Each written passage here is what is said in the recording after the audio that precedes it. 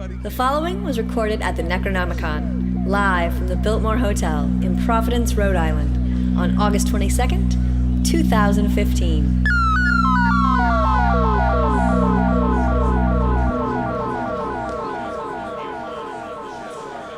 HPPodcast.com. I was thinking we might have to do it. That was genuinely terrifying. All right.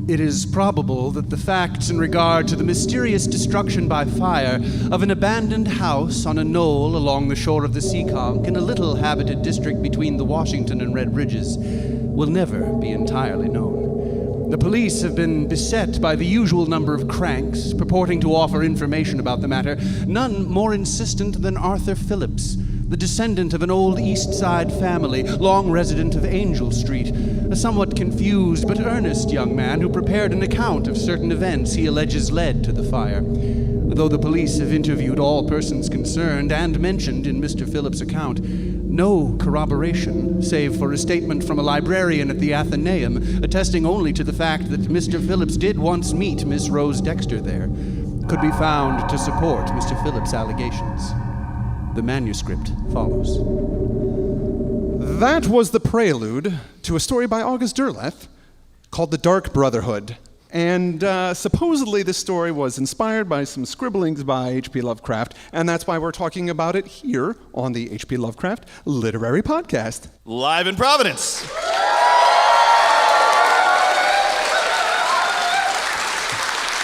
You can, of course, always find us on your internet dial at hppodcraft.com. I'm Chad Pfeiffer. I'm Chris Lackey, and with us as always, not always, but with us at every lucky. live show. At every live one so far, I'm Andrew Lehman.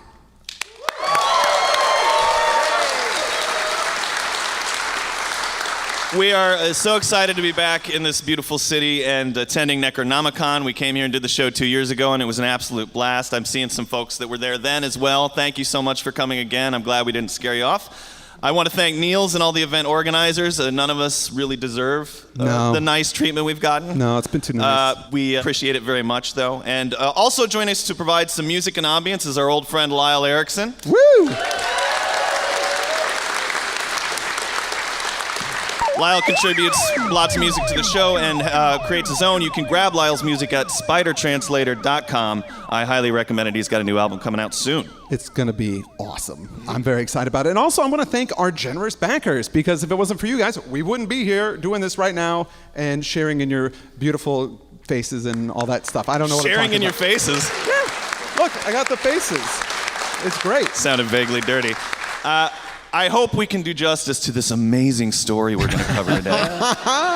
But before we get into it, last time we were here, we actually covered Lovecraft's sonnet cycle, The Fungi from Yugoth. That was the show that we did. And during the show, we learned that there were a number of musical compositions based on these poems that dated all the way back to Lovecraft's lifetime.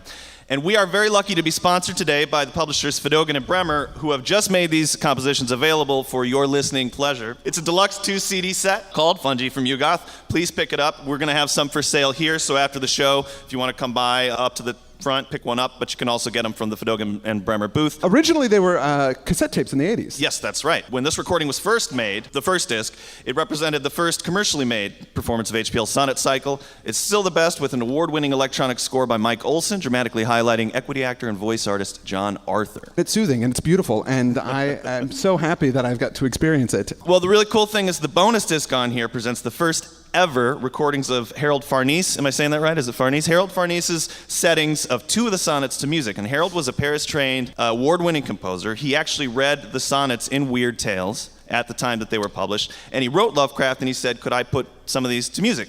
HPL himself approved these pieces in 1932, but they were thought to be lost until now. You can get them on this second disc. Soprano Maria Jett, you might know her because she's been on Prairie Home Companion. Yes, that's it. And NPR. She's really talented, and she does some great vocals, accompanied by Dan Walzak. Yep. And you can pick it up here at NecronomiCon, and not just here at NecronomiCon, but here at this table after the show. We're going to have some copies available right over there. Please get it and give it a listen. And, we mispronounce so many things on our show all the time. I wish you were around all the time so we could just check with you before you say things like Belknap long. But let's get into the story. Yeah, the story. So, Chad, I got to tell you, this might be the nuttiest story that we've ever covered. We say that a lot, but this is really crazy. And I am so glad that we're covering it here and now. Yes. I have to thank listener Tom Mueller. I looked through my email, and he had actually recommended this specific story to us. I had no idea what we would do for the show. We just happened to be doing Derleth this month, but when I gave this one a scan, I knew it would be perfect as it concerns the very weird things that can happen while touring through, as it's frequently referred to in the story, nocturnal Providence. I'm going to experience a little nocturnal Providence I've been experiencing a lot of it this week.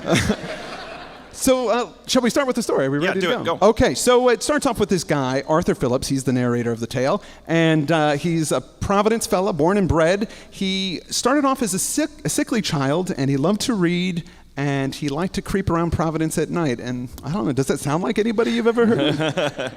Obviously, this character's a Lovecraft stand-in, but there's also some writing here that seemed to me to be an imitation of The Outsider when he's describing the people who do roam Providence at night that he sees. They hide away by day, and they are the misshapen, the lonely, the sick, the very old, the haunted, and those lost souls who are forever seeking their identities under cover of night. These are the hurt by life, the maimed, men and women who have never recovered from the traumas of childhood or who have willingly sought after experiences not meant for man to know. I went to the Eldritch Ball last night, and that was a pretty good description of the folks there.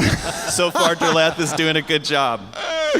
At the top, they talk about the Athenaeum quite a bit because it's a focal point of this story a bit. And it's a location that is here, obviously, in Providence. And Lovecraft mentioned it a few times. And I think we've talked about this on the show, the Athenaeum, right? Yeah, we discussed it last time we were here, but let's do a recap of why this was probably important to Derleth. Yeah, so this is Lovecraft in a letter to James Morton in 1923. He says, "Our old Athenaeum, where Poe spent many an hour and wrote his name at the bottom of one of his unsigned poems in a magazine." And is that still there? Yep. It is still there, yeah. And he also wrote, "Providence, which burned Eddie living, now reveres him dead, treasures every memory connected with him, the hotel where he stopped, the churchyard where he wandered, the house and garden where he courted his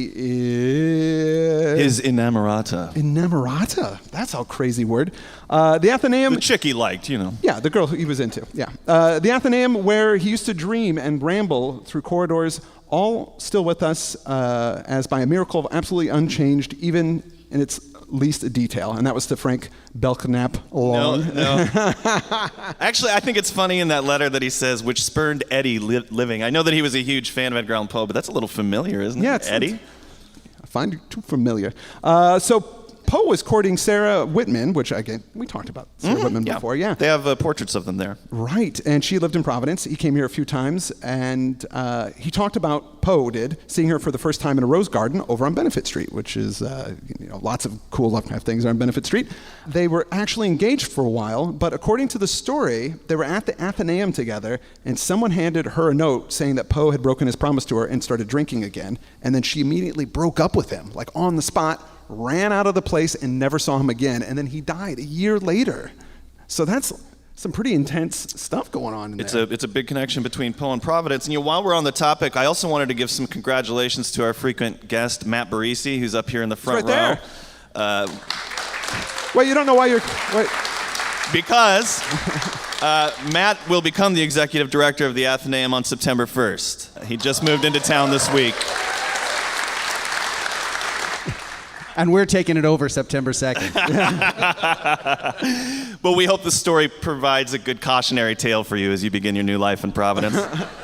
Let's get back to it. So our Lovecraft character, he's, our stand-in for Lovecraft, he's not really. His name is Arthur. Arthur Phillips. Likes to roam the city at night. When he wasn't creeping around, he was reading his grandfather's library, and nobody was directing his reading, so he just kind of read a bit of everything. Yeah, it sort of reminded me of Ray Bradbury. He always talks about how he didn't go to college. He just went to the public library for 3 years and read anything he was interested in. He'll say, I graduated from the library. So this guy's very similar to that.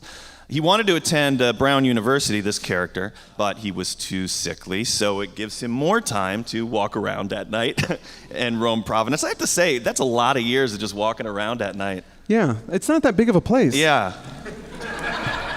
I mean, it's cool, but at some point, there's that dumpster. And, yeah. So the interesting thing, though, is he does persuade a young lady to go with him. Yeah, this lady, Rose Dexter, she's dark-eyed descendant of the first English families that came into Providence. And I don't think there's actually a romantic relationship going on between them. They seem to just be friends. Yeah. Well, he talks about, she's favored, one singularly favored in the proportions of her figure and in the beauty of her features. So I think he liked her. He's into her. But she wasn't that into him. Well, they originally met at the Athenaeum. Right. She's an odd character because we only see her through his point of view. It says she was little inclined to irrelevant chatter, and that's why he likes her.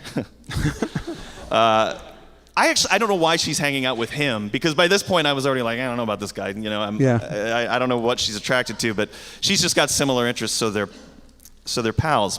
So one night they're out strolling around Providence together, and they meet somebody kind of peculiar. Andrew?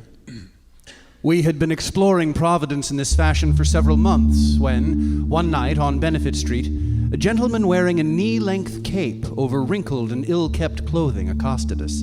He had been standing on the walk not far ahead of us when first we turned into the street, and I had observed him when we went past him. He had struck me as oddly disquieting, for I thought his mustached, dark-eyed face with the unruly hair of his hatless head strangely familiar.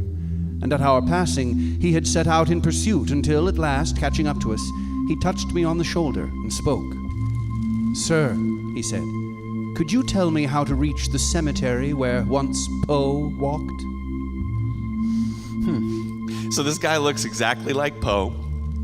He talks about Poe, wants to know where the cemetery is, but for some reason the protagonist, he doesn't get it. He's like, gosh, he was really familiar. There's something about that guy. Something about him. I don't know what.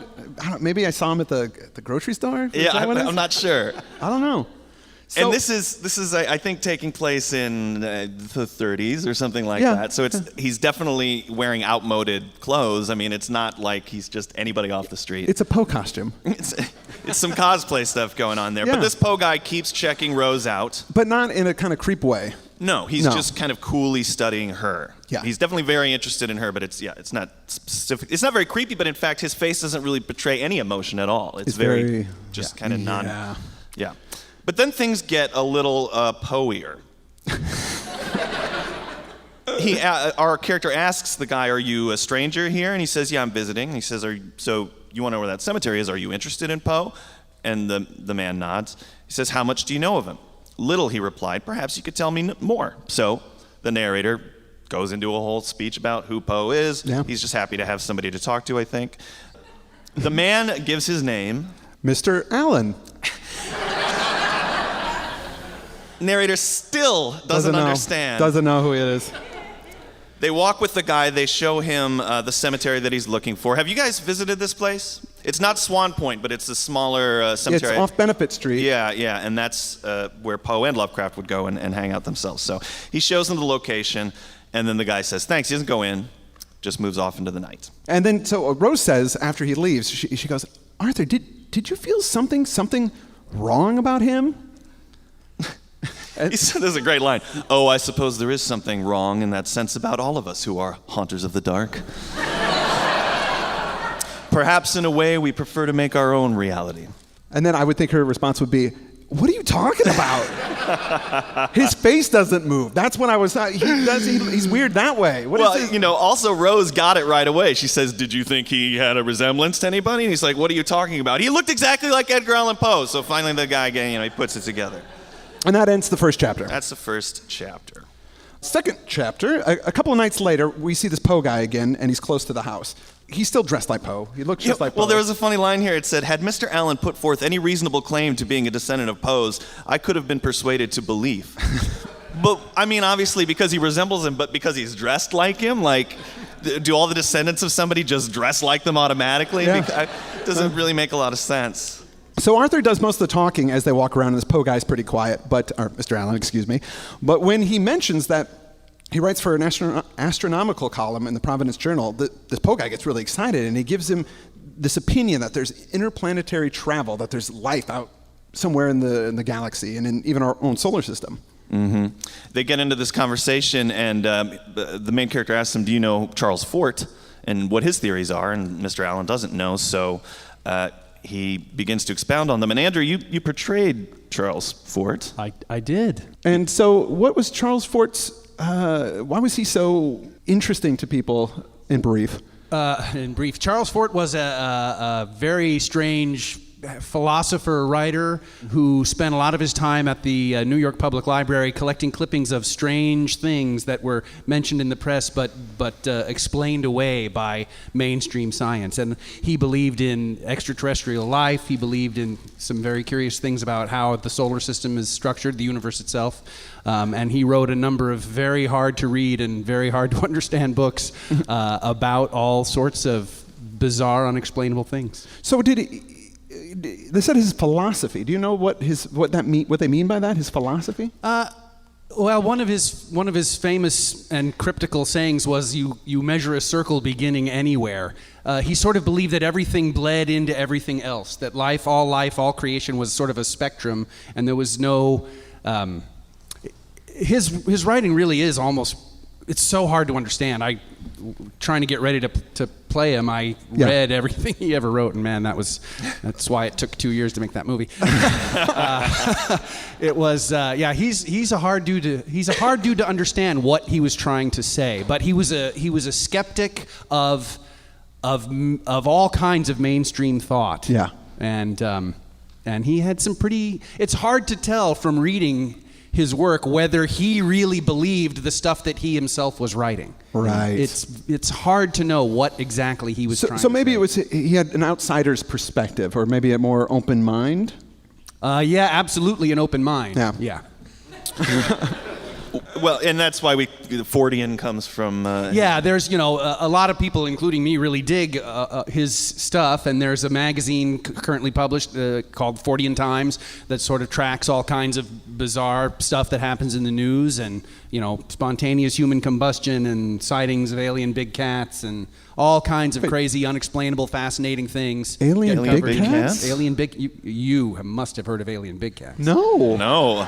It's all I don't the rage understand in how I England. haven't. Wait, so they're big cats and they're alien? It's sightings of what appear to be big cats in places where big cats ought not to be. Oh, okay. That I'm familiar with, but they're not wearing little space helmets or anything. No. They're not space alien big cats. Oh, okay. Okay. Alien to the environments they're in. Okay, I It's gotcha. called ABC. It's a big, especially in England, there's constant sightings of ABC alien big cats. Yeah. Right. Yeah. But it's like panthers in your garage. Exactly. And stuff, yeah. Well, speaking of aliens, this is what they're discussing. And this Mr. Allen launches into this lengthy statement with the gist of which is that every advanced scientist in the domain of astronomy is convinced that Earth is not unique in having life. We're not the only ones, and this Mr. Allen says that aliens might come visit us sometime. Arthur says, why? To make war on us? To invade us? Oh, and he goes, No, they wouldn't do anything like that. They wouldn't use such primitive forms of invasion. If they wanted to come to Earth, they would do things much more insidious and clever. No, they're not. Yeah, no, we're going to use crazy, confusing methods that don't make any sense. You'll see. But Arthur agrees with him about this. He says, I think, there's probably life out there. Mr. Allen says, so you're open-minded. Well, he says, okay, well, if you permit my brothers and I to call on you at your home, we might be able to give you some proof that there's life on other planets. He says, all right, sure, yeah. Why don't you and your brothers come over to my house? But if you're going to come over a little later, because my mom, I want her up in bed by the time. She goes to bed like around 8:30, 9 o'clock. So come after then. So I just want everybody to try and keep that in mind, that when this story's going on, this guy's mom's upstairs. His mom's upstairs asleep. Sleeping. I imagine that even his mother, who doesn't even look at the people downstairs, would be able to go, are you down there with Edgar Allan Poe? She would get it, even without having looked at the guy.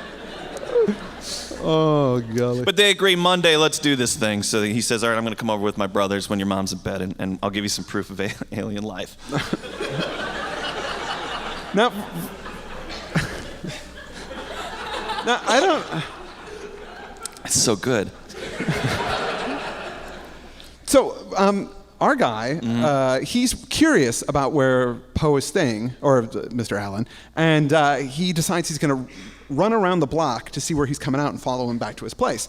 And he does that, and he just kind of walks through. There's this old creepy house in this area of town that... Yeah, it's like a somewhat rundown section of Providence. And he goes into the house, and he's waiting for the lights to come on, but he doesn't turn on the lights. And he thinks, oh, I guess he just went straight to bed. But no, he didn't go to bed. He must have slipped around the back and come out again because Arthur suddenly sees this man approaching the house once again. Yeah. Why he would have done this makes no sense. He goes back into the house. Again, the light doesn't turn on. Arthur waits around a few minutes, and then he says, he comes back again. Right. Around. Why is he doing this? He says, okay, he just must be some strange ritual of his, so he leaves. But as he's walking away toward Benefit Street, boom, there's Poe again. And this makes no sense because he would have had to go out the back, run through an alleyway, run all the way down and come around and then come back walking nonchalantly. He hasn't broken a sweat or anything like that. So it makes absolutely no sense. He sees him. Yeah. And he looks and he goes, hey, what's going on? And then Poe just kind of walks by, doesn't acknowledge that he knows him. And doesn't seem to recognize him. Yeah, it's really, really strange. Now, I would think we're dealing with multiple Poes. That's a conclusion I would make right there. Did you make that when you were reading the story? You went, oh, there's just a bunch of Poes. Yeah. Because I didn't, because that's the craziest thing. Why would that be happening? I was just as puzzled as the character at this point. I figured, it was multiple Poes. But why one would have multiple Poes does not make, there's no explanation. Well, and then the next night he goes to see Rose at the Athenaeum, and she says, oh, I had this weird experience with this guy, but before he can tell her about the multiple Poes, she says, oh yeah, no, I saw him too. He walked me home from the library. It's another Poe. It's too many. I would think that there couldn't be enough Poes. Too many Poes. But there's too many Poes. There's too many Poes. There's too many Poes. I didn't like the story. I just felt like maybe there was one Poe too many. Well, he says to Rose, look, I saw him at the same time you saw him, and then I saw these other guys. He basically retells what we've just said. And she goes, well, maybe he's got brothers. Maybe they're triplets or twins or, they're all related, and they just kind of look alike. And you don't look exactly alike. That doesn't make any sense. Why would they look exactly alike? And he says, well, maybe, I guess. But he's going to come to my house on Monday, so I'll know. He's going to find out what the deal is when he comes to the house. And that gets us into chapter 3. This is when things become clear. It's Monday night. His mom goes to bed. And she watches her Matlock and then rolls it up. At 10:15, the multiple Poes show up. There are 7 of them. 7 deadly Poes. 7 deadly Poes. I was trying to think of a million. There's got to be a million. 7 brides for 7 Poes. There's all kinds of stuff. Oh, that's a good one, yeah. They file into the living room, and Mr. Allen immediately sets about arranging chairs in this kind of semicircle with the help of his brothers, murmuring something about the nature of the experiment. And now he sees that they all have this same pallid, waxy complexion. Yeah, and their faces don't really move very much when they talk. Yes, and they sit him down and they face him in a semicircle. I don't know, Mr. Poe number 1 says, our intention is to produce for you certain impressions of extraterrestrial life. All that is necessary for you to do is to relax and to be receptive. So they sit down in the semicircle. He's with them. It's like the weirdest AA meeting of all time. Yeah. And they begin, and so they begin, he says, what I can only describe as singing, a low, not unpleasant, almost lulling humming, increasing in volume, and broken with sounds I assumed were words, although I couldn't make out any of them. The song they sang and the way they sang it was indescribably foreign. The key was minor, and the tonal intervals did not resemble any terrestrial musical system with which I was familiar, although it seemed to me to be more oriental than occidental. Gradually, he starts to relax, and the area around him begins to kind of change and warp, and the walls kind of fade away, and it starts to get pretty trippy. Yes, and this is what he begins to see. Vast vistas of space whirled before me in an alien dimension, and central in them was an aggregation of gigantic cubes scattered along a gulf of violet and agitated radiation, and other figures moving among them, enormous iridescent rugose cones, rising from a base almost 10 feet wide to a height of over 10 feet, and composed of ridgy, scaly, semi-elastic matter, and sporting from their apexes 4 flexible cylindrical members, each at least a foot thick, and of a similar substance, though more flesh-like, as that of the cones, which were presumably bodies for the crowning members, which, as I watched, had an ability to contract or expand, sometimes to lengthen to a distance equal to the height of the cone to which they adhered. 2 of these members were terminated with enormous claws, while a third wore a crest of 4 red trumpet-like appendages, and the fourth ended in a great yellow globe 2 feet in diameter, in the center of which were 3 enormous eyes, darkly opalescent, which, because of their position in the elastic member, could be turned in any direction whatsoever. It was such a scene as exercised the greatest fascination upon me, and yet at the same time spread in me a repellence inspired by its total alienation, and the aura of fearful disclosures which alone could give it meaning and a lurking terror. Moreover, as I saw the moving figures which seemed to be tending the great cubes, with greater clarity and more distinctness, I saw that their strange heads were crowned by 4 slender gray stalks, carrying flower-like appendages, as well as from its nether side 8 sinuous elastic tentacles, moss green in color, which seemed to be constantly agitated by serpentine motion, expanding and contracting, lengthening and shortening and whipping around as if with life independent of that which animated more sluggishly the cones themselves. The whole scene was bathed in a wan red glow, as from some dying sun, which, failing its planet, now took second place to the violet radiation from the Gulf. So, what are those things? Can anybody tell us what these things are? Yithians, Yeah. right. Plus some of the creatures left over from Dreams in the Witch House, it sounds like. Yeah, it's a little hodgepodge there, but mostly they're Yithians. Now, I want to remember, Yithians, when they travel through time, they don't physically travel through time. They mentally project themselves into other people's bodies. From the shadow. Shadow out of time. Yeah. So, just remember that. Well, he feels this terrible fear suddenly at witnessing the scene, and he falls over in his chair, and the visions stop.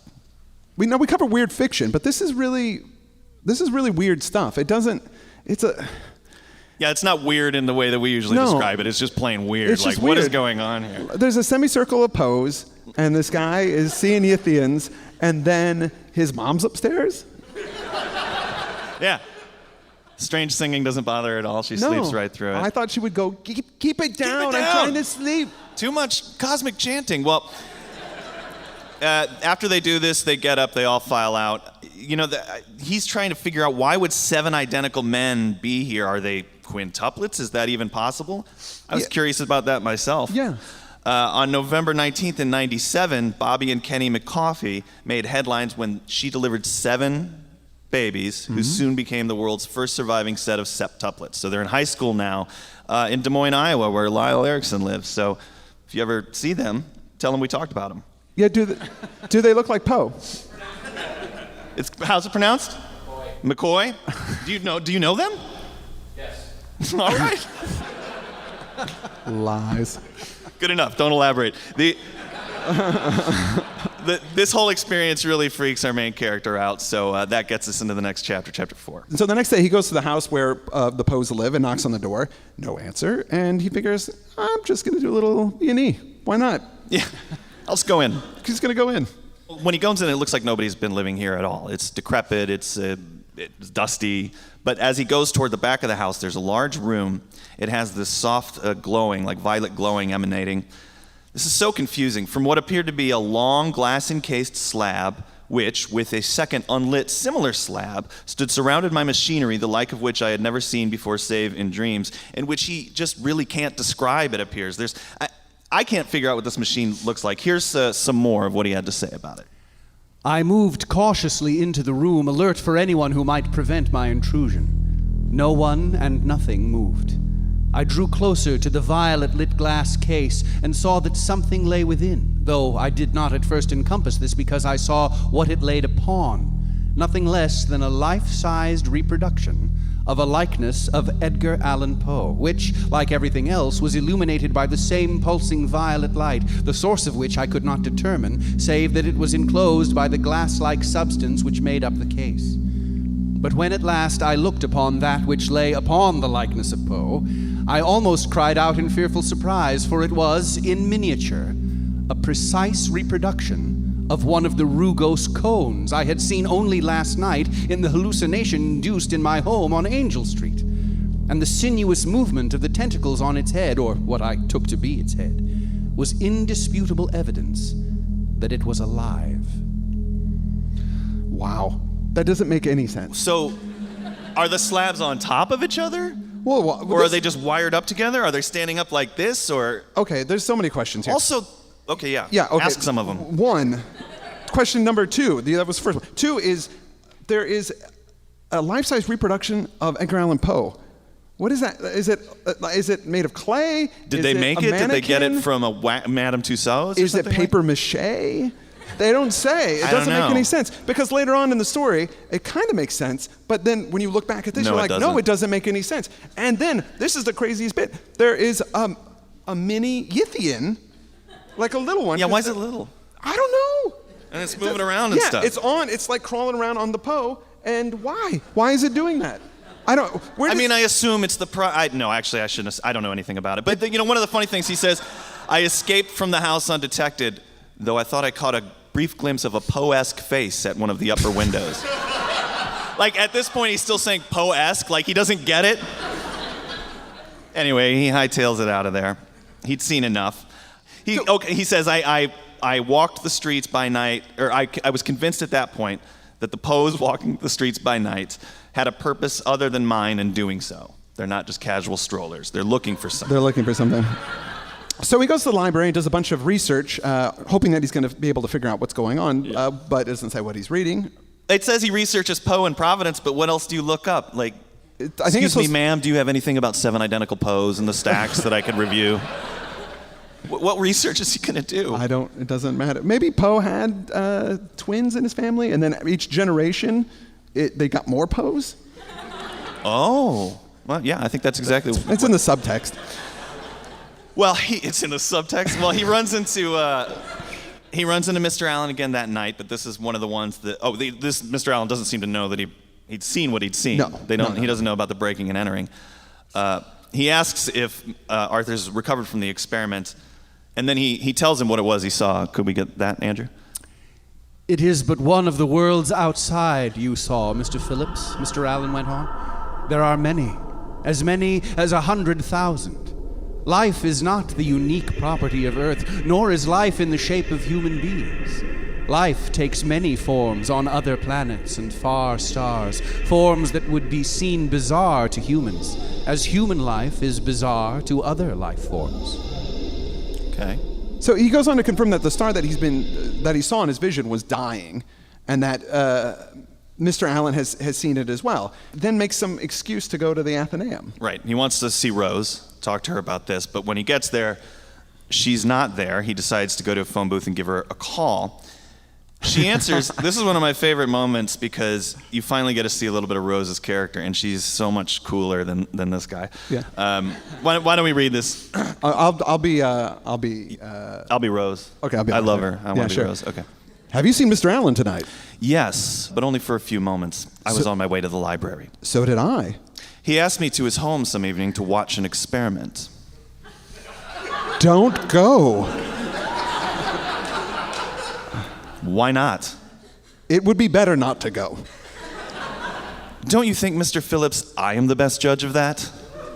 I mean, only to suggest that it might be dangerous to go. Why? I can't tell you over the telephone. I'll think it over. Click. Click. She is not having it. Yeah. Does not want to be told what to do. Nobody tells Rose whether she can see Poe or not. That's my wife. My wife, yeah, no, if she wants to see Poes, she's going to see as many Poes as she wants. Hey, don't ever tell a woman she can't see Poe. That's what I'm saying. No, I love that she's just like, why? She thinks he's jealous, I assume, or something like that. I don't know. Yeah. I don't know, but that ends chapter 4, and we're now into chapter 5. The last chapter of this story, thank God. Oh, this is a great detail, though. It says, after a restless, uneasy day at work, I concluded that I must make a tenable explanation to Rose about why he didn't want her to go. And this kind of shocked me that he had a job. All right. Yeah. I was thinking about it, and Lovecraft protagonists, they generally don't have jobs ever, No. you know, unless they're academic or they're explorers or something like that. But I really wish they did, because having to go to work when crazy things are happening in your life is something I think we can all really identify with. It doesn't have to be, you know, Poe's showing you outer space, but anything that's going on at home, it's really tough to get through a work day when you're upset about something. So anyway, all day he was out collecting carts in the parking lot of Target, and all he was thinking was, What am I going to do about these 7 Poes?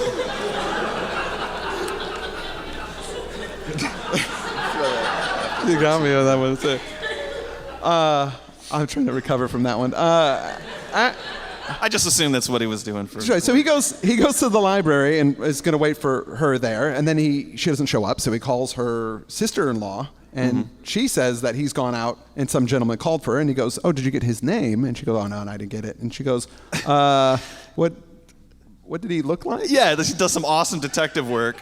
And "Oh, he's got a mustache." That's him. Mr. Allen. I had no further need to inquire. Wow, what a conclusion, you know. Although it could have been Sam Elliott, it could have been Tom Selleck, you don't know. Yeah, definitely. Well, he goes home, this is funny again, he wants to get his dad's pistol, but he has to make sure his mom's asleep, so she doesn't catch him doing it. He gets his dad's gun, he runs over to the house of the 7 Poes to try and rescue Rose from whatever they might be doing. He busts into the house with the gun, and he hears a humming sound and the strange chanting and thinks, well, she might not be in danger. Right. They might just be doing the same experiment, the magic AA meeting that they did with me. That's probably okay. If only that's what it was. Andrew? For when I pushed my way into that large room on the far side of the house, I saw that which will be forever indelibly imprinted on my mind. Lit by the radiance from the glass case, the room disclosed Mr. Allen and his identical brothers, all prone upon the floor around the twin cases, making their chanting song. Beyond them, against the far wall, lay the discarded life-size likeness of Poe I had seen beneath that weird creature in the glass case, bathed in violet radiance. But it was not Mr. Allen and his brothers that so profoundly shocked and repelled me. It was what I saw in the glass cases. For in the one that lit the room with its pulsating and agitated violet radiation lay Rose Dexter, fully clothed, and certainly under hypnosis. And on top of her lay, greatly elongated and with its tentacles flailing madly, the rugose cone-like figure I had last seen shrunken on the likeness of Poe. And in the connected case adjacent to it, I can hardly bear to set it down even now, lay, identical in every detail, a perfect duplicate of Rose. What? Oh, no. 2 roses? I guess they didn't want to stick with the historical authors theme. No, they're branching out. Yeah, they were going to do Mark Twain, but they met this girl. So, so they're making a duplicate of Rose. The little mini Yithian is crawling up and down her body, like building the other. Is he building the other one, or does he go into it and inhabit it? I don't know. Yeah, I don't know. It doesn't. Arthur doesn't stop to ask questions. He just starts blasting away with that gun. Bam, bam, bam. He doesn't even know what he's shooting at, but it hits the machinery. And of course, his memory is confused about what happened at this point. But flames, explosions. yeah, there's flames and explosions. He grabs Rose. The Poes are all crying. What are you doing? And he gets out of there with Rose. They manage to escape the home. But once they get out, she is hysterical and she's freaking out. And he's trying to calm her down, stroking her back, I guess, and telling her it's okay. That's how you do it, yeah. Yeah, and he realized he left his gun behind, and he can't go back for it, though, because the house is now burning. Exactly. There are flames leaping up in it. And she calms down for a bit, and then they just move on. But him leaving the gun back there, it was registered to his dad, so the cops find him, and they bust him for arson. Yeah.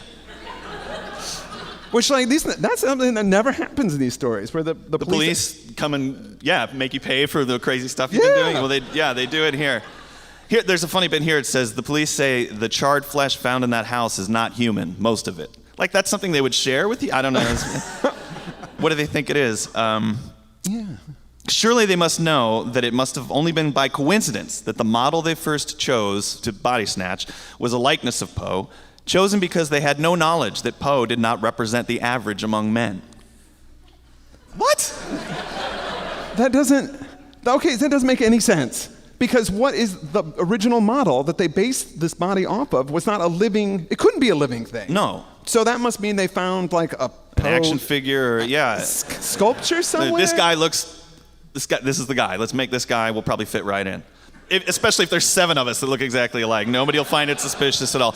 But he's telling this stuff to the police, And actually, at this point, I thought, well, maybe it's just the unreliable narrator, and he's just totally crazy, and none of this stuff ever happened. Yeah, that's a possibility, but... Because it does sound like some things I hear people ranting about on the street sometimes. There's 7 poles over there, look out. But he does remember what he was told earlier by Mr. Allen. A more highly developed form of life would hardly need to use such primitive methods. That's when he realizes, they're body snatching. They want to replicate a bunch of men and women and infiltrate our society, and perhaps they've done this already. Yeah, so that's their plan. And then he starts to get very nervous about Rose herself, because she hasn't really said anything since that initial hysterical fit. She's calmed down. And he thinks, wait, I grabbed one of the roses, but which one was the right rose? Mm-hmm. What was the original rose? Was it the one with the guy or the one without the guy? He's not sure. We conclude with this article. From the Providence Journal, July 17. Local girl slays attacker. Rose Dexter, the daughter of Mr. and Mrs. Elijah Dexter of 127 Benevolent Street, last night fought off and killed a young man she charged with attacking her. Miss Dexter was apprehended in an hysterical condition as she fled down Benefit Street in the vicinity of the Cathedral of St. John, near the cemetery attached to which the attack took place. Her attacker was identified as an acquaintance, Arthur Phillips. That's the end of the story. That is she the shot end of the him. story. The fact that she was running down the street hysterically leads me to believe it was the real Rose Dexter, because the pose, they didn't betray a lot of emotion, so... Oh, right, yeah. I think she was just like, I don't know what you're talking about. I went over there. It was just fun we were having. Leave me alone. And she shot him. It doesn't... Chad, the article doesn't say that she shot him. Oh, what does it say? It just says she killed him. So I think she just broke his neck or... What? She did. I don't know how she did it, but... Oh, wait a minute. Okay, hold on. The wax in pose, remember their faces don't move. Maybe, I'm just throwing this out there, maybe it was a wax figure from a museum of Poe, and that's why they had wax faces. So this duplicate of her is based off a living person and not a wax dummy. And so now it makes perfect sense. It makes perfect sense. Also, I didn't like this story that much until Andrew dropped that detail. Her breaking his neck is the best thing ever. Anyway, Rose wins at the end of the day, and that's what I'm happy about. Yeah, she won. She was the winner. This story was published, and I'm not sure if it was the first publication, but it was in the Dark Brotherhood and Other Pieces, which came out in 1966. Had a number of stories by Lovecraft, stories that were said to be by Lovecraft, like this one. And I'm not sure if it appeared in magazines before this time. And you remember, H.P. Lovecraft is credited as an author on this story. Some people have read this and thought that he was the one that wrote it. In a lot of these Derleth pastiches, it's based on some actual notes that Lovecraft might have made. What do you think the notes were that he based this off of? Yeah, you think it just said multiple pose in there? I was talking about multiple poses. I didn't want to do that. No, I can't begin to... Andrew, do you have any ideas on what element of this? It seems to be he pulled 6 at random out of a hat and put them together. Yeah. Stuck them all together. Yeah, the thing with the mini Yithian really doesn't make any sense to me at all. No. Like, why?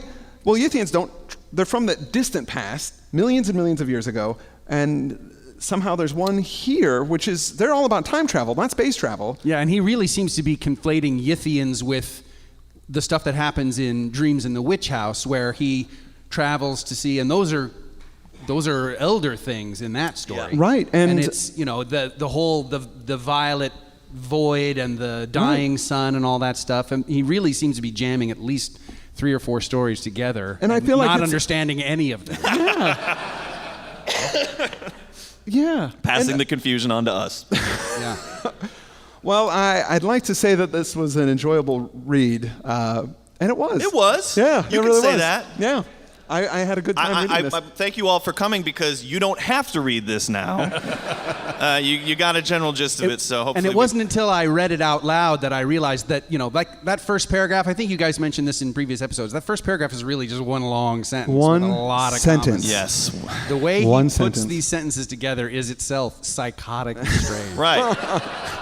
Well, unfortunately, we're running out of time. We kind of actually have run out of time. Yeah, we got to get out of this room. We do have to get out of this room. But I want to thank all of our backers for helping us get here. Thanks so much for coming to the show. Really appreciate it. Thank you guys so much. Again, I want to thank Fedogan and Bremer for sponsoring the show. Please go pick up the Fungi from You Got CD. Definitely pick it up. Also, tonight, don't forget that we're doing our H.P. Lovecraft comedy quiz show.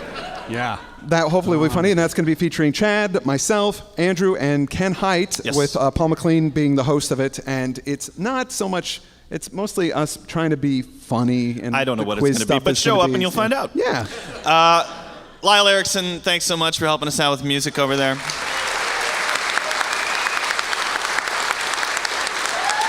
And of course, as always, we want to thank Andrew Lehman. Andrew, you're a dream. We sprung this story on him fast. I think he was just sight reading right there, and as always, did an absolutely amazing job. Thank you, Andrew. We love you. That's the end of it. Thanks, guys. Bye-bye. Thank you.